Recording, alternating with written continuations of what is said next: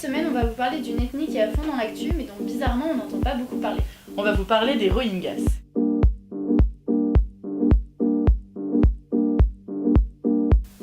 En Birmanie, les Rohingyas sont une ethnie qui vit principalement dans le sud-ouest du pays, plus précisément dans le nord de l'état d'Arakan. Cette ethnie est de religion musulmane, contrairement à la majorité de la population qui pratique le bouddhisme. Les Rohingyas sont considérés comme des étrangers au sein même de la Birmanie. Aujourd'hui, les Rohingyas sont considérés comme une des minorités les plus persécutées selon l'ONU. En effet, depuis le début de son histoire, cette ethnie connaît de nombreuses persécutions du fait de sa religion et de son identité.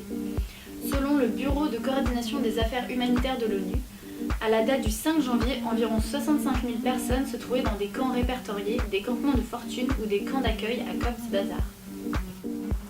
Dans un pays à majorité bouddhiste, la haine des musulmans a été instituée par des personnages influents comme le bonze Ashin Wiratu et son mouvement 969 qui ont institué auprès des fidèles la haine de l'islam. Ce moine a fait de la haine des musulmans son fonds de commerce. Il y a des jeunes femmes birmanes qui ont des problèmes avec les musulmans. C'est pas vrai? Notre mission est de protéger ces femmes qui se sont fait abuser puis abandonner par ces métèques. Comme celles qui se sont fait violer.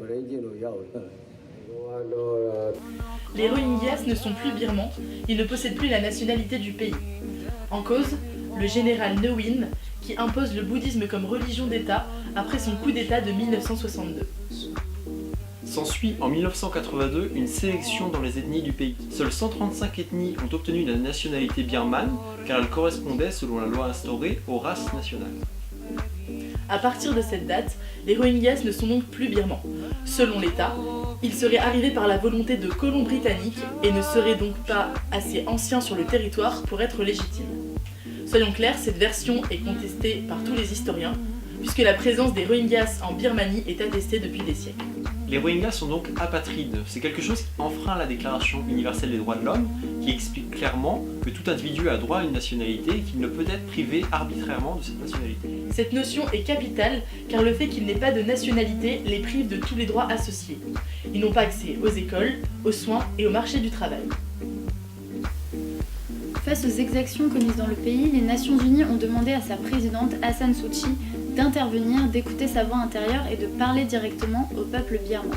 Cependant, elle rejette toute accusation car pour elle, la situation est sous contrôle. Elle a aussi demandé à l'organisation d'arrêter de nourrir les feux du ressentiment. Une lettre ouverte écrite par 11 prix Nobel de la paix à l'organisation internationale, la somme de se rendre sur place et de traiter en priorité la question birmane, ça peut sembler un peu paradoxal dans la mesure où Aung San Suu Kyi avait elle-même reçu le prix Nobel de la paix pour son combat contre la dictature.